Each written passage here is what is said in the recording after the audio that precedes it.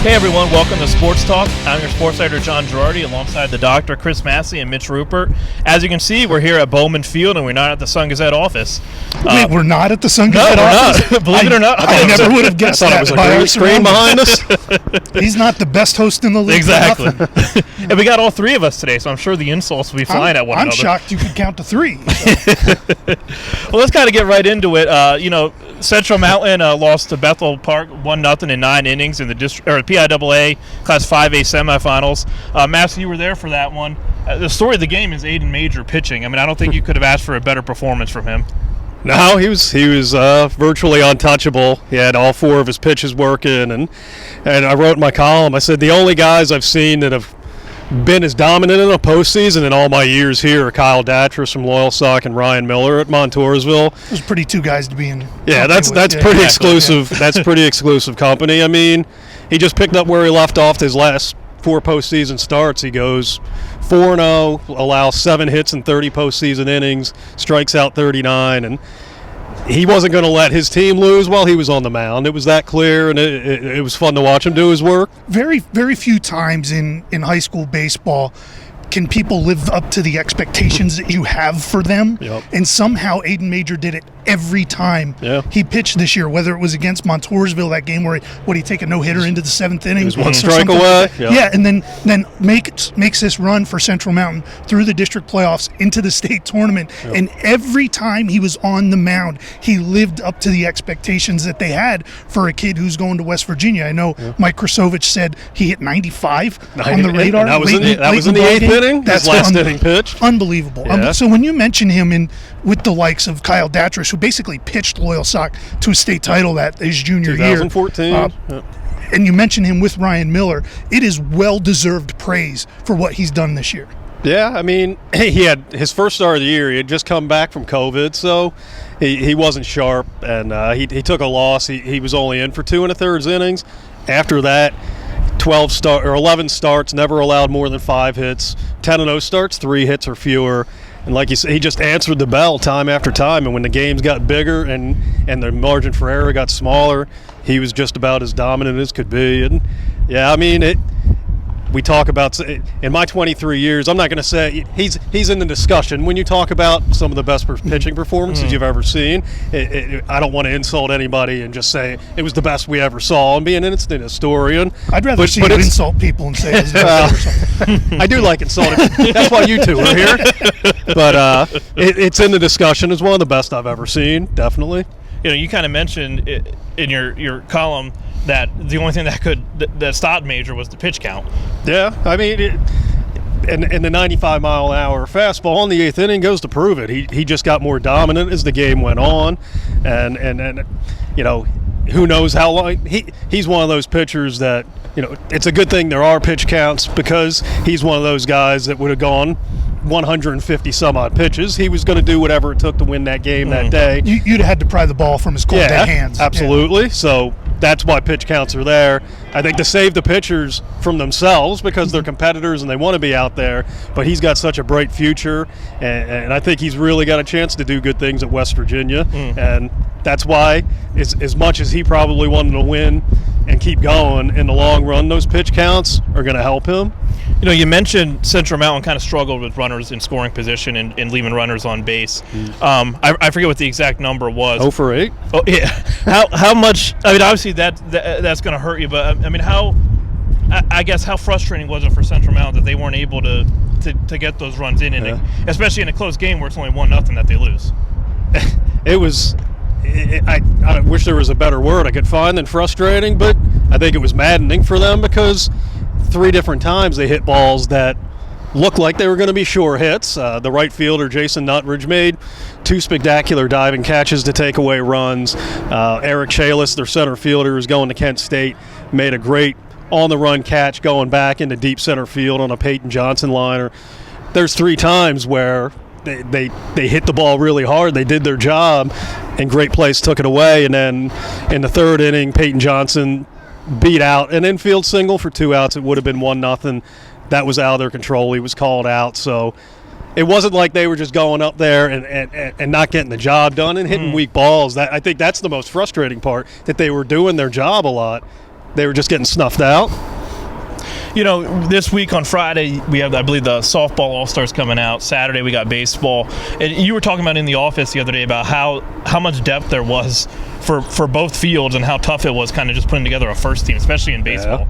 Yeah. Oh, man, there's some great players that you go, like when I'm looking at them, I'm like, man, this guy isn't going to make the first team. And I'm like, that feels stupid, but it's just so deep. And same thing in softball. And then softball, spoiler alert, the player of the year is either going to be Faith Persing or Summer McNulty.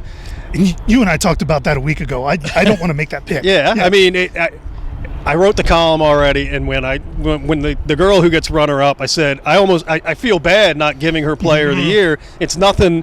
They were both amazing. It's just one that I thought maybe elevated a little higher. But, yeah, I mean, any other year, one of those two would probably be a runaway winner, and it just speaks to how amazing they both were this season. I mean, Summer McNulty was hitting like 700 for a while. Like, put that in perspective. If she goes 3 for 5, her batting average goes down. Mm-hmm. Faith Persing was striking out like 16 a game, probably around there. Yeah, for the season. 2.1 strikeouts per inning. There's a night they called in the score and she had 11 strikeouts, and I said, "Oh, off night." Yeah, like that's so stupid. That's so stupid to say something like that. But that's what it felt like. That's how dominant both of those players were. Yeah, if Summer McNulty didn't get multi hits in the game, that's what it felt like. It was like, man, she's slumping a little bit. And it's like, she's allowed to not just, there's going to be a day where maybe she doesn't get 2 or 3 hits. And they were both just ridiculously good, and they carried, I don't want to say it was a collective effort, both teams, but they were clearly their MVP on both teams. Every high school team that has success has that one central figure on it that is kind of the gear that makes everything turn, that makes everything move. And to not recognize that those two players were that. It's not that there weren't other great players around them, but they were the cog that made it go. Absolutely. They were extraordinary, and I think they did more than their stats are one thing. I think it was the way they made their teammates better, and a lot of the intangibles that they both have, the work ethic, the will that they have, I think that rubs off on their teammates. And I think that's the ultimate compliment to a player when you can say that they make their team better, not just because of their production, but because I think they bring the best out of their desire and ability to win, and I think they both do that as well. Yeah, it's definitely a tough. I'm glad I'm not in your shoes to have to make that decision for who to pick. Somebody's going to be mad at me either way. But look, I mean, whether you're the player of the year or the runner-up, it's a pretty good achievement, especially in this area. Just do like I do for wrestling. Open it up to bribes, and whoever pays the most gets whoever it. gives me a McDonald's gift card. McDonald's is for like $100. It's got to be like not just like a $25 one. It's got to be like a $100 one. Well, speaking of that, isn't he the one that went down to Hershey or no? Was it down near Philadelphia and you decided to stop? Out of all those restaurants, all the great places and in get Philly McDonald's, and you went to McDonald's. Was it in Philly? I can't remember. I don't remember. It was where either it that or it was down or no near Hershey. It was during basketball playoffs. Yeah. It was Hershey. It was the day of the state championship. There's so many good places there. Yeah, but it's old reliable. You know, you can't beat it. I mean, there's things that are pricey. Let's put it this way: if I was in jail and they gave me a last meal, I'm picking McDonald's probably every time. What is wrong with you? It's delightful. It's a gift from God. Anyway, so somehow there's no segue to go from there. But let's shift here, obviously, to the Williamsport Crosscutters. Mitch, you're the beat writer for the Cutters. You mentioned about how earlier in this year in the column about how the MLB Draft League itself has little issues with things in that, but the quality of baseball though is really, really good here. Yeah, the baseball has been great. I mean, it's been on par, if not a little better than what we've seen in the past with the New York Penn League. All the issues that I had that I wrote about in the column were kind of behind the scenes, background kind of stuff in terms of getting information out to the people and trying to promote the league. Now, the league is run by Prep Baseball Report. Their business is analytics and scouting, so they are learning on the fly about how to make a league go, how to promote a league. Every day we see their MLB Draft League, I think it's their analytics Twitter page, they promote the top spin rates, the top exit velocities of the day, but people want to see defensive highlights. They want to see the guy that hits the 3-run double, even if it only comes off the bat at 72 miles an hour instead of 103. That's how you really promote the league, and it's going to take some time. Like, the thing we forget is this league was announced in December. Yeah. When they announced it in December, the reality is they should have said our first year will be 2022. The 6 teams in this league could not have sustained another summer without baseball, without bringing in revenue. Exactly. So that's kind of part of the reason they had to start it this year. Good catch, Dave.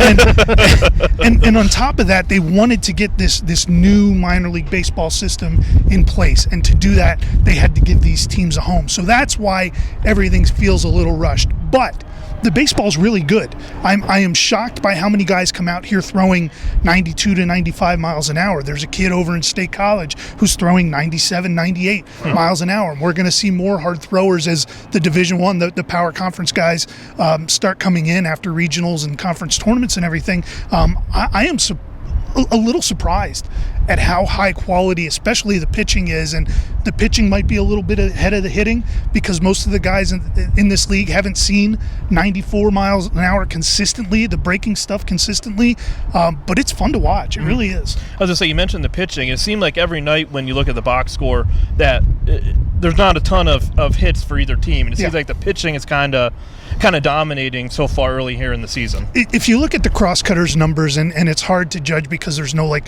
centralized stat system to judge team numbers, but the Crosscutters are striking out probably 10 to 12 times a night. Like through their first, I think it was 17 games, I think they had struck out at least 13 times in 14 of those games. That's a league-wide thing. That's not just to this team. That's the major leagues too. Yeah, it really is. And it's the 3 true outcome way of how baseball is now. You know, you get a homer, you get a walk, or you get a strikeout. You know, pitchers are only going to get better with the explosive breaking stuff. The velocities are only going to get higher.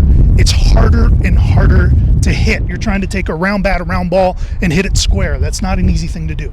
Would you say the pitching, the kind of the dominance from those guys is kind of the biggest, I guess, kind of biggest surprise you've seen so far this year from what the games you've been to? I really think the biggest surprise I've seen is the velocity. Like, I expected a couple guys to be in that 92 to 94 range, but it feels like half the guys every night are in that 92 to 94 range. And like I said, we're seeing some 96s, some 97s. Eduardo Rivera, who was here for a couple weeks with the Crosscutters as a 17-year-old kid from Puerto Rico, topping out at 97 miles an hour. Jeez. Left-hander who's 6'7", 230 pounds, and he's 17 years old. You don't think he's going to get drafted in July somewhere? Yeah. So that's the big surprise to me, is just how much velocity there is in this league. I think the Cutters are, one of the top in the top 3 in the stands, and it seemed like, I think from the very get-go, they've been 1, 2, or even 3 all season, and they've been putting together quality games and performances all season. Well, not just from pitching, but their offense has been clicking too. Yeah, the goal of the Prep Baseball Report when they put these rosters together was to have the talent spread out evenly, and I think they've done a really good job of that. Every team that I've seen come through here at Bowman Field has a couple guys that you look at and say that's a professional baseball player who's going to have their name called come July. And that's fun to see at this level. Even when it was the New York Penn League, it's fun to point out a guy and say that guy's going to be a big leaguer someday, because you can just see it. And that's what has made the baseball really good. And on top of it, you get a team like the Cutters, who's pitched pretty well, who has hit, I wouldn't say consistently, but they've had a lot of big run innings, so they're being entertaining, and on top of that, they're winning ball games. Yeah. It'll be interesting to see when the draft comes around who from the league does go and all that, and I mean, with the quality we've seen throughout the whole season, I feel like there's going to be a decent amount. Yeah, and with the 20-round draft now for Major League Baseball, it's really interesting to see how teams are going to go about that. They used to take flyers on guys late in drafts, because a guy maybe you're not going to quite be able to sign because he's got a college commitment somewhere else, and it's going to take too much money to sign him. I don't know if there's going to be maybe fewer of those and more guys who you look at one tool in their repertoire and say, this is something that could get him through the minor leagues. It'll be interesting to see how teams approach the draft now that it's only 20 rounds instead of 40. But you come out to the ballpark, you're going to see guys who are playing in 2 months in professional baseball. Well, I think that'll do it for us this week for Sports Talk. This Friday, when this comes out, the Little League International is going to be announcing the brackets for the Baseball World Series. It'll be I'm kind of looking forward and kind of interested to see how that's going to come out, because it's different. Obviously, this year there's no international team, Right. so you're not used to those pairings for both sides of the bracket. So I'm kind of curious how it'll look this year. Yeah, it really is interesting to see how it'll shape up. Just because I'm sure they'll want to separate the regional first and the regional second place and do that. But you see how they pair them with what region they're going to pair them with. That's what I'm curious to see. I mean, because I think they do random draws usually to do it, and I think it's harder now to just do a random draw because you don't want the 2 Mid-Atlantic finalists playing in the first round or conceivably playing in the second round in a winner's bracket or loser's bracket game. So I think there's a lot of logistics that I think have to be worked out. It might be easier to not do a random draw. That's what I mean. I think there's got to be a way where you can try to get these teams that have already played each other to kind of stay away from each other for a while. And that's why I think in this case it makes perfect sense before to do a random draw. I think now you got to kind of have a plan and have some kind of logistical outline to try to avoid those teams meeting up early. Make sure to grab Friday's paper for our softball All-Stars, Saturdays for the baseball All-Stars. And if you're not already following Mitch Rupert on Twitter, give him a follow at Mitch_Rupert for all things minor league baseball and cutters. And he's great. He's just great. Everything. Give him a follow. He's awesome. And bribes still are accepted up until softball send and send baseball all your All-Stars complaints to published. C. Masse. That's how you can give me. They know the address. we'll see you guys later.